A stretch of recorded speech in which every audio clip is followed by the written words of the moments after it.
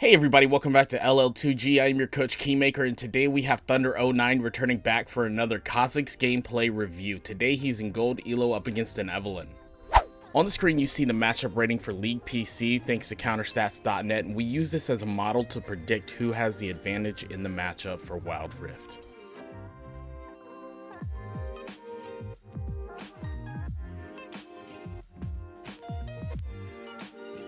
I don't like taking the sweeper start here. I'd like to get early vision on Evelynn so we can take a ward and sneak it onto their blue camp just to verify that she is there, and that makes tracking her easier. Knowing which order she takes to camps helps us predict which side she will play to, as well as her typical pathing. If you look at the graphic on the screen, the red areas are where the enemy team would invade from. The yellow X's are approximately where you would have vision if you were standing inside of the yellow circles. The reason that this is important is because in order to play jungle to our full potential, we must have all the information we can get. Us standing in this brush waiting until the buff spawns isn't providing us with any useful information.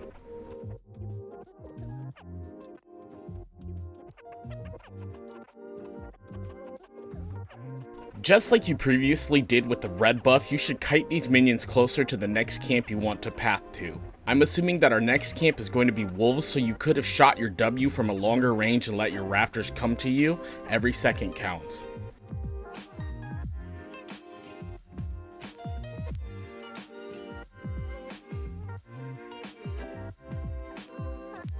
Right now we're just walking around indecisively. My personal jungle pathing is red to Krugs to raptors to scuttle crab on spawn. I smite the red, I smite the raptors, and I smite the scuttle crab. This allows for a full bot side clear and the potential of contesting top side scuttle crab. Just remember to kite towards the direction that you're going. We're wasting time killing this ward. The only reason we would kill it is if we're looking for a return gank. And now we're wasting time walking into the enemy jungle. Had we had a ward over that wall in the first place, we would see that Evelynn had took that camp and is now missing.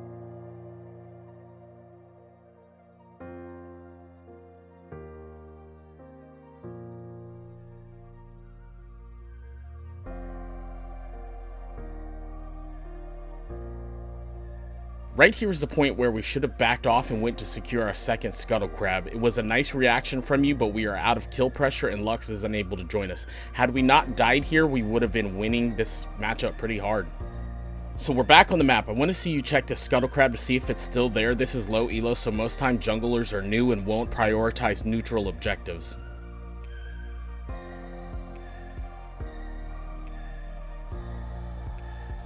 We see scuttle crab on our screen. Stop blue immediately and go take it. This game is a war of attrition, and it's not about what resources we are able to obtain, but what resources we are able to deny the enemy.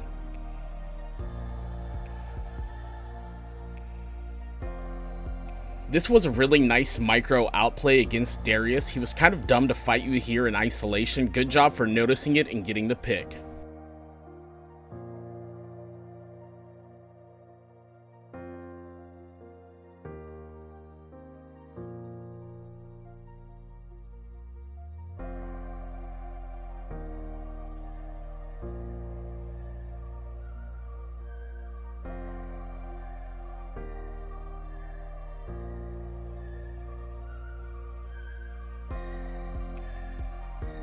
She was really dumb to come back in and fight us. I think at this point we ping Fiora to start Herald and just play safely to tank the damage. I don't like the idea of leaving my team to solo objectives without me because Smite is so important. This could be a risky dragon due to the fact that our team is on the other side of the map except for Blitzcrank. I'd actually position myself inside the pit and be ready to jump over the wall if the enemy team shows up. Let me know down in the comments what you guys think about this dragon being risky or not. Also, while you're there, if you're getting value out of this content, please feel free to provide some value back by liking and subscribing. It really helps smaller channels like mine to stay motivated and improving. Topside scuttle crab just spawned, so that should be the neutral objective we go for.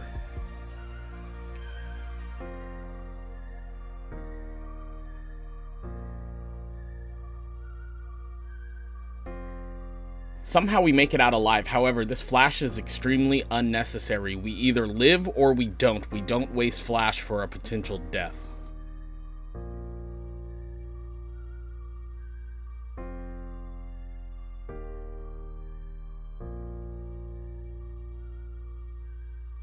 We should be using our sweeper at this point, especially if we walk in and we're looking for a gank. Sitting here, we could be on vision. We use our leap to get onto a brand that is walking into us. Had we saved it or our flash from earlier, we could have gotten over this wall and secured this kill. With Evelyn being stuck here under this tower, the first thing I'm doing is checking her buffs to see which one's up and if I can steal any. She's below half health and cannot fight us this early. This is a waste of a Scryers Bloom. We should have popped it over the Dragon Pit or bot side brush. Instead, we pop it over the enemy tower, revealing vision where we previously just had it.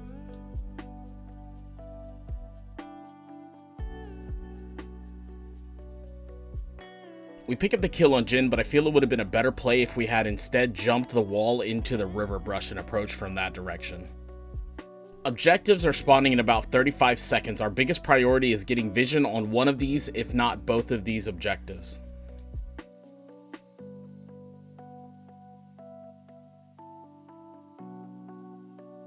This is a good use of lane pressure to enforce the strength of our objective control. Most of the times you don't have to kill an enemy, you just have to make them make a decision to give up gold or to follow you. Why are we going back? We have neutral objectives on the map that we need vision for. Unless you've decided to give up this dragon, with which how far ahead you are, we should not be doing.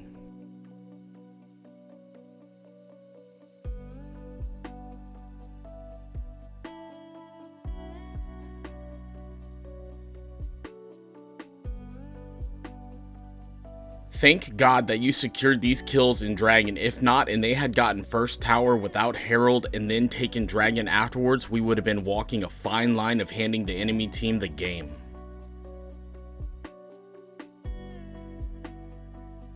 I'd actually like you to hold on to this Herald a lot longer, to the point where the enemy team isn't thinking about objectives and you have a pushing wave. This way we can make sure we secure a tower or two from it.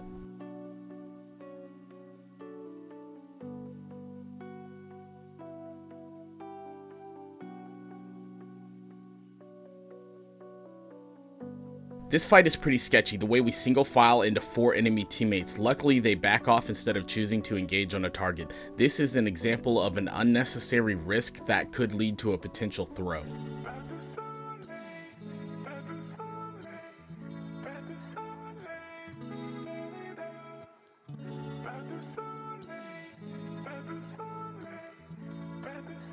Let's talk about why this was a bad idea. As Kha'zix, you're supposed to isolate an enemy to deal the most damage, and you're weak to crowd control. So we jump onto an Annie, who is one of the strongest crowd control mages in the game with high burst potential.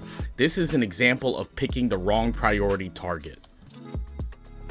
So we have an objective coming up in 20 seconds and we choose to go bot side. We're already on the wrong side of the map. You have to play around objectives in this game or you're putting yourself at a disadvantage. This is a Baron, however, I know that the enemy team probably won't go for it, but we have no information or vision allowing us to know that information for sure.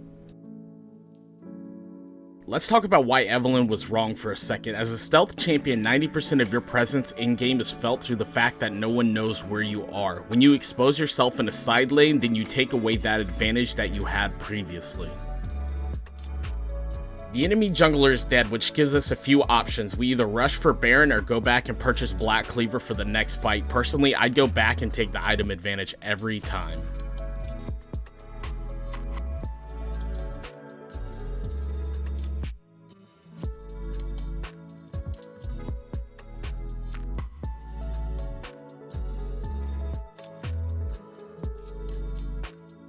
The fact that we engage under this turret and die gives the enemy priority on Dragon and makes it so that we give them a way back into the game. Again, you select the wrong target in Annie.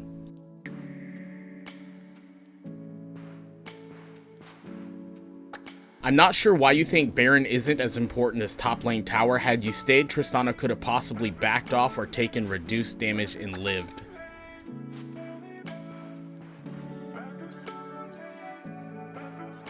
I don't want you to back here. I want to see you push out these waves to turret and then back.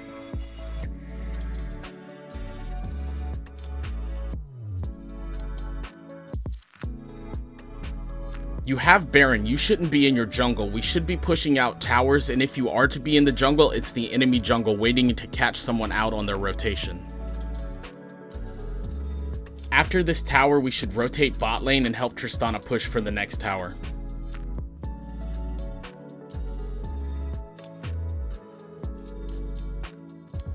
Now would be the time to go into their jungle. I'd take their blue and Gromp on the way out since they have to deal with super minions pushing their lane. We don't have any teammates on our side of the map, so that means right now is a PvE time, not a PvP.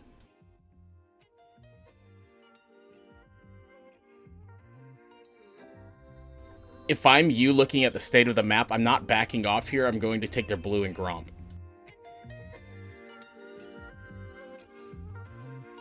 We should be sweeping as we walk through this jungle. This way we can surprise any enemy who's not paying attention.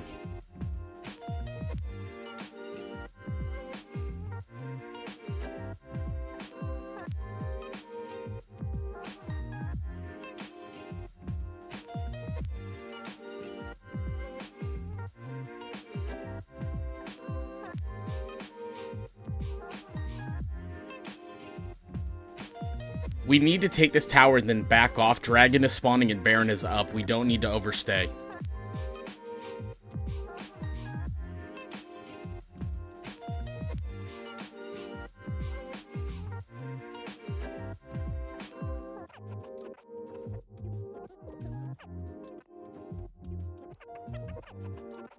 At this point, we should be pinging everybody to retreat and then go for Dragon and then reset to take Baron.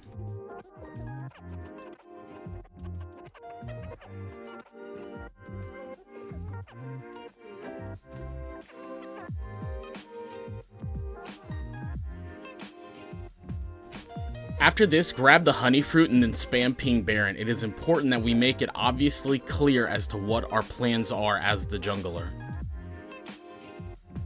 Good, now we reset, break the last turret, and call it good game. So my final thoughts are you need to work on your target prioritization. Use this coaching as a reference to look at when you should go into a fight versus run out. When we start to understand the pressure that we have and can exert, we start to climb.